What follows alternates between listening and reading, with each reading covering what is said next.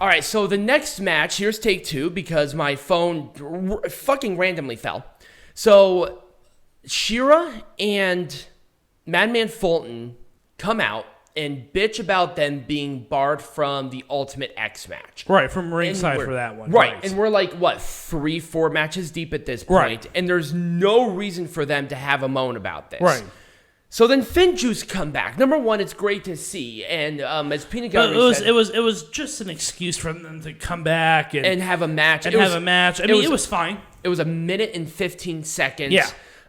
Basically, it was a whatever. I think at this point, I was actually making dinner, so I really didn't watch it. But I just don't. It was a nothing match. It was literally a nothing sandwich. Yeah. It was just for FinJuice to be back because FinJuice is popular. Yeah. And they really wanted to get FinJuice at least somewhere in the show. I understand why. They've been out of the limelight for so long because they can't go back to Japan, so get them in front of fans here. Well, obviously they can because that's where they were before this. Right. So they can go back to Japan. They're just back here because, I don't know, for reasons. But it was fine. There's not really much to say about it. All right, so we're not only going to make Impact Wrestling and Slammiversary majestic again, but we're going to make Pro Wrestling majestic again. Impact Wrestling.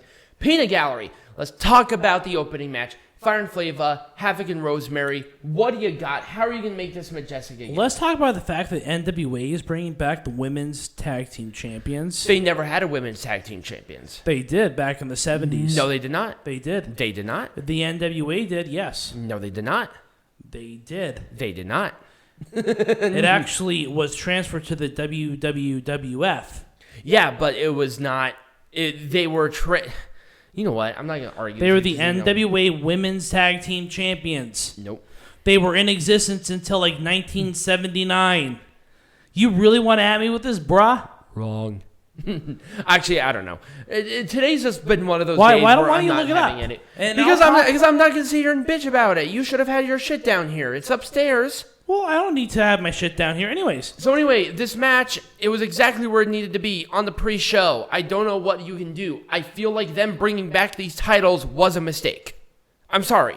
They do not have enough people to go for these titles. Yeah. Now, maybe with the inclusion of the NWA Women's Tag Team Champions, maybe. But at the same time, how are you going to do that? You're going to have another Women's Tag Team Champions where...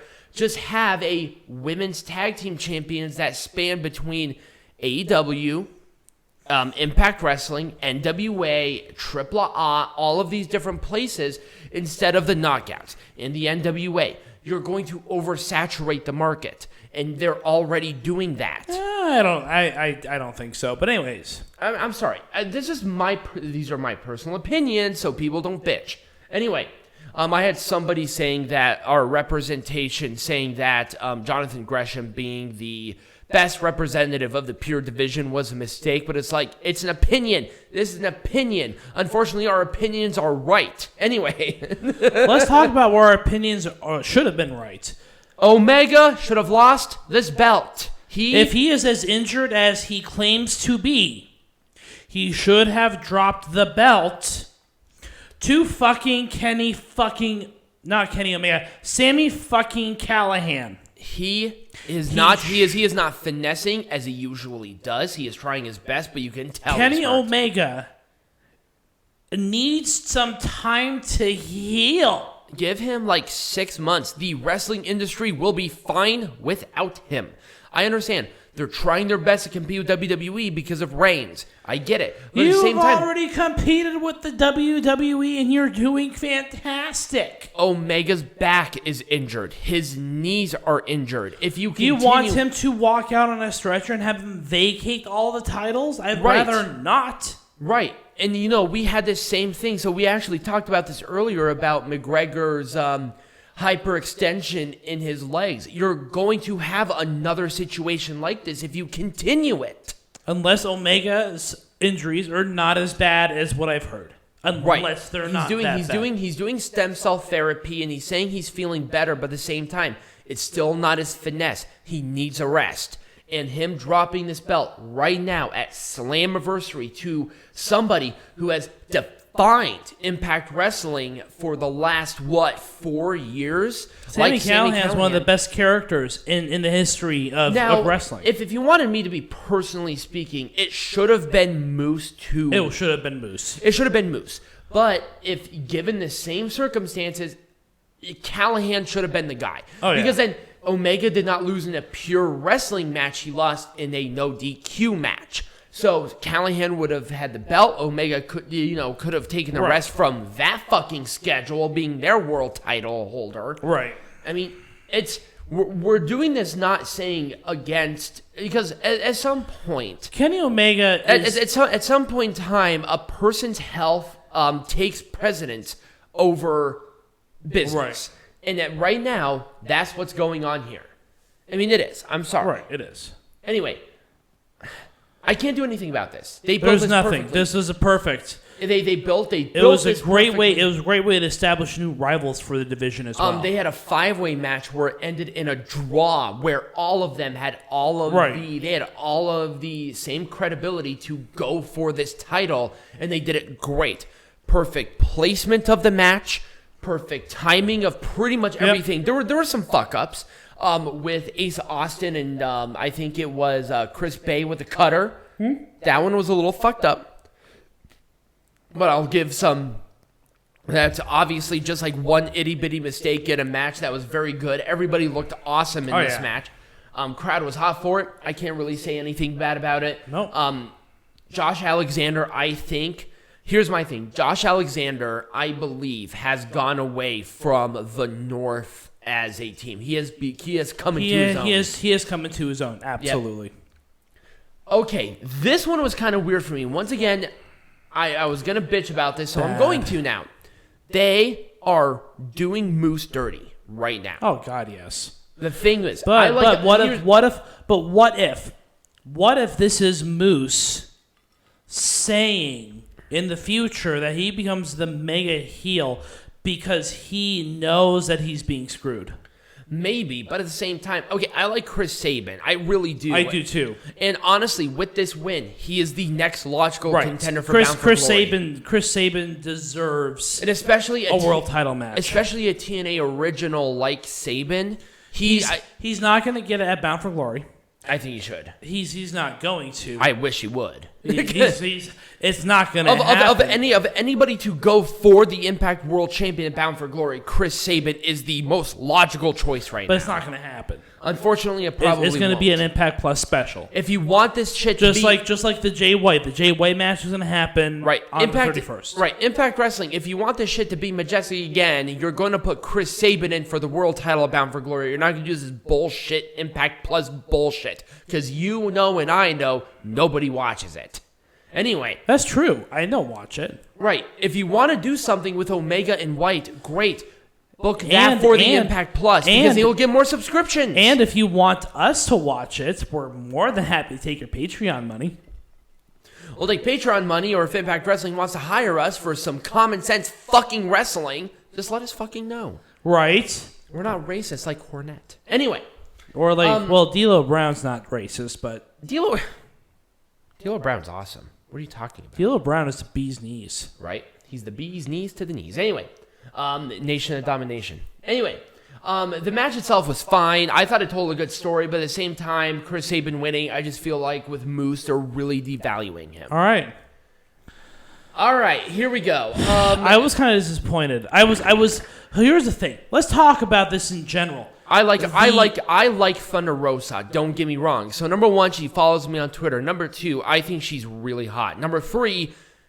I think if they maybe had a little more of a teaser, I would have cared, but at the same time, So I will counter that by saying that, yes, that's awesome. Yes, she is yummy as Candyland. Number 3, I'm kind of, I don't know if I'm disappointed by... I'm taking away your wine. I don't know if I'm disappointed by the fact that Tiger Hyde just took away my wine, or if I'm disappointed by the fact that Did you feel like the debuts were a little underwhelming compared to last year? I will say there is that because they weren't as obvious. So who did we get for debuts? We got Chelsea Green. Right. We have Aiden English. Yes, Aiden English. So that was the other thing. They had like the drama king, like welcome back the king, but it had drama on the top. I'm like, that's Aiden English. Obviously, you have No Way, who was No Way Jose in WWE. That one was cool. I will say a lot of these surprises were more surprising, but at the same time, we kind of know who was going to win. So I feel like the surprises were like, so who cares? I mean, it's kind of a double-edged sword for me. And I think this also, is a good... Okay, with this one especially, you had Thunder Rosa wrestling the match, but then immediately after, you had Mickie James. Thunder Rosa has never wrestled in this company, ever. Right. This was supposed to be Mickie James. It was. Because Mickie James is a former Knockouts champion. Yep. She's already wrestled here. Thunder Rosa has never been exposed to this audience. And people you know why? Oh, they're all the same. No, there is a difference between Impact, AEW, and NWA. You know why? Because Mickie James is still in her 90-day. I'm aware of this, but she still did appear. She still did a move. Do you think that still combats that? No. No? All right. No, because Mickie James' contract specifically stated that she can make appearances for the company, but she cannot compete. I see how this rolls. So if Mickie James was allowed to compete, she would have competed. Do you know when her 90-day is up, by the way? Oh, God. When was she released? Like sometime in May? I think so. So it'll be sometime in August. So here's the thing. She is not going to be. She is not going to be competing at Empower. No, because she's producing that. But she is competing at the 73rd anniversary show. Like that's already confirmed. I see some Mickie James versus Deonna Purrazzo for double gold because Deonna Purrazzo is going to win double gold at fucking Triple Mania. You forgot what the name of that brand was. For about 3 seconds, I forgot. I just kind of know when Peanut Gallery's like his cranks had like stopped working entirely.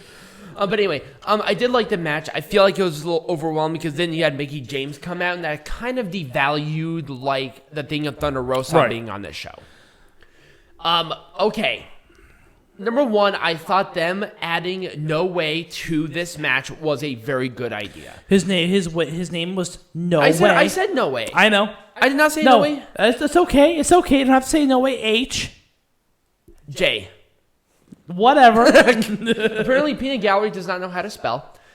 This one, so I like the build-up. I thought they did an okay-ish job with the build-up. Number one, I feel like they probably should have told what was going on with TJP because a lot of people were more concerned about it. Mm-hmm. And it's like, oh, that's an invasion of privacy. Yeah, but people are more so of like, we just want to make sure that he's okay.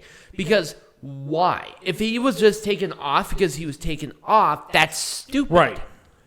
It's like, okay, for a surprise, that's retarded. If you could have done that so much better. Right. I mean, if you were going to do that, something like that, I would have said, oh, Violent by Design attacks TJP during the pre-show. He's taken out of the match. Fallah Bahh has to find a new person. Right. That would have been a much better thing than TJP is just mysteriously gone 2 days before the event, worrying everybody. Right. And then doing this because he did have a match a couple of days ago with MLW. Right. So why was he taken off of this? A lot of people are concerned about that. So I thought that, I mean, it was kind of a cluster, but at the same time, Spot Fest tag team, whatever. It was fine. Right. I liked it.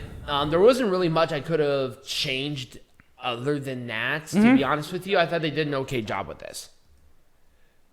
This was awesome. It was a good match. I think this really established W. Morrissey as like the next big guy. Oh yeah.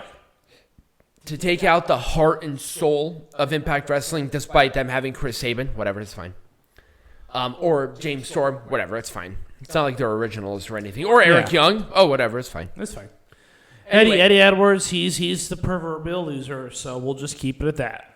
He's like your nice little workhorse that just continues to lose, looks like a total asshole. I don't know why this guy's popular. He's just, I don't know. He's Eddie Edwards. He's a good wrestler, right? But he just never felt uber special to me. He has the charisma of a pin.